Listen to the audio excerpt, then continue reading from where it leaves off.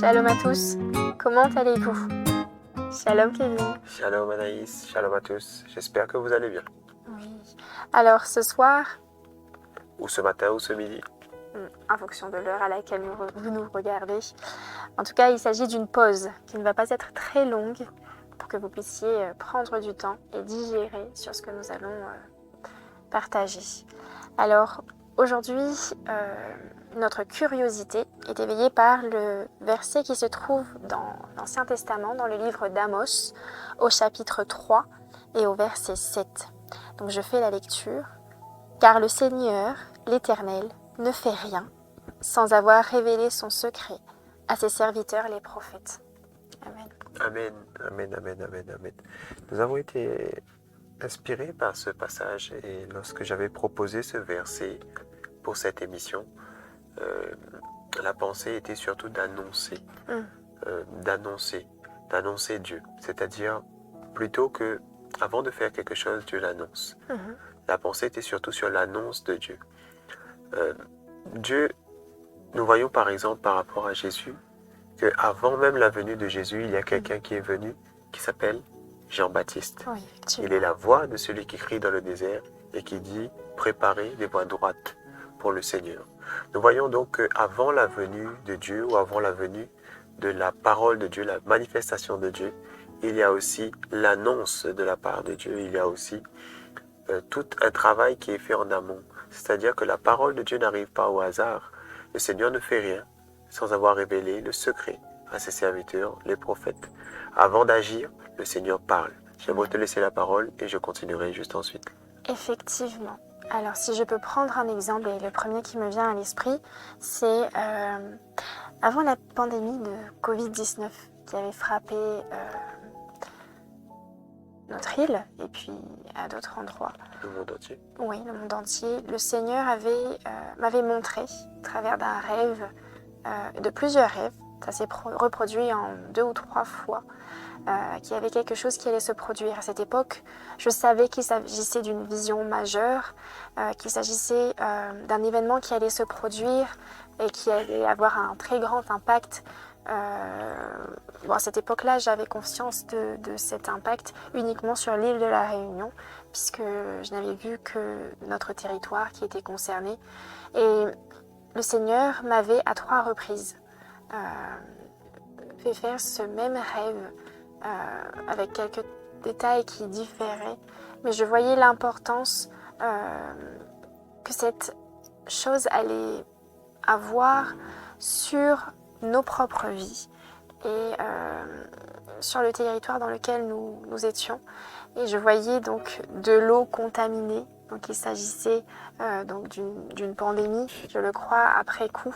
J'avais prié, j'avais demandé à Dieu, Seigneur, qu'est-ce que ça veut dire? Je sais que c'est quelque chose d'important.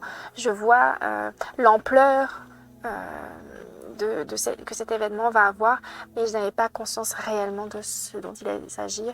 Donc je savais qu'il allait avoir de la maladie, Je savais que cela était causé par quelque chose en particulier. Et je voyais vraiment l'île de la Réunion qui était dévastée par cet événement. Et effectivement, quelques mois plus tard, nous avons appris le développement du coup de cette pandémie à l'international. Et donc le Seigneur m'avait montré ces choses et je n'ai pas été la seule, puisque j'ai rencontré d'autres personnes autour de moi qui effectivement avaient également été averties par des rêves, par certaines paroles. Ils ressentaient qu'il allait se produire quelque chose. Donc effectivement, le Seigneur nous prévient à l'avance des choses qui vont se produire. Amen, amen, amen. C'est très intéressant ce que tu dis, vraiment très intéressant. Mais lorsque tu parlais, ce que j'aimerais faire ressortir, et ce qui n'était pas forcément prévu, c'est de l'importance d'écouter les prophètes. Je pense que en toute saison, Dieu établit des prophètes. Dieu donne des prophètes, non pas que ça soit, qu'il y ait, que je mette en avant forcément plus ce ministère qu'un autre, mais je vois l'importance d'écouter le prophète pour connaître l'activité de Dieu, pour connaître l'action de Dieu, ce que Dieu va faire aussi sur terre. Et lorsque je pense à cela, je pense notamment au prophète Hubert Angel, qui donne beaucoup de prophéties concernant les choses qui vont arriver, les élections, etc. Donc, je vois l'importance des prophètes, d'écouter la parole des prophètes. Dieu a positionné des prophètes pour pouvoir nous donner des indications, aussi des choses qui doivent arriver. Bien sûr, la prophétie par excellence est la Bible. Connaître la parole de Dieu, c'est connaître la prophétie de Dieu et les choses qui vont arriver dans les temps à venir ou dans les temps dans lesquels nous sommes déjà. Donc, je pense qu'il est important d'être informé. Je crois que la volonté de Dieu n'est pas que nous soyons ignorants de ce qui va se passer. Aussi, ce que je dirais, c'est par rapport à la connexion, nous avons dévié sur un autre thème, du coup, une autre pensée. Mais par rapport à cette connexion, je dirais, il est très important d'être connecté à l'esprit prophétique, c'est-à-dire à l'esprit de Dieu. L'esprit de Dieu est capable de vous révéler des choses par rapport à votre propre vie, les choses qui vont arriver, les choses qui sont prévues à l'échelle personnelle, à une échelle plus grande par lesquelles vous serez impacté. Retenez bien que dans le livre de l'Apocalypse, l'apôtre Jean, plutôt l'ange de l'Éternel, fait mention de nous tel un royaume de sacrificateurs et de prophètes. Je crois donc que c'est de la volonté de Dieu de vous révéler les choses. Et d'ailleurs, il est écrit que le Saint-Esprit vous enseignera, vous annoncera les choses à venir. Donc je crois que c'est le ministère du Saint-Esprit et je vous invite tout simplement à rester branché à Chemiel Ministry, mais aussi surtout au Saint-Esprit pour savoir les choses qui vont arriver dans votre vie afin que vous ne soyez pas surpris. Jésus, avant de partir, a pris le temps de dire à ses disciples ce qui allait arriver. Il a pris le temps de les informer afin qu'ils ne soient pas pris au dépourvu. Il faut que le Fils de l'homme soit livré entre les mains des païens et qu'il souffre beaucoup, mais qu'après il ressuscite. Donc Jésus désire vous annoncer les choses qui vont arriver de façon à ce que vous ne soyez pas surpris. Alors connectez-vous à l'Esprit de Dieu, connectez-vous à Jésus.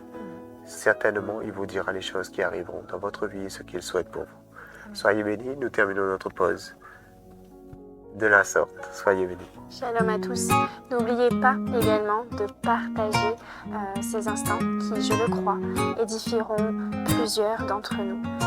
Partagez sur les réseaux sociaux, partagez par le fait d'annoncer les choses à vos proches.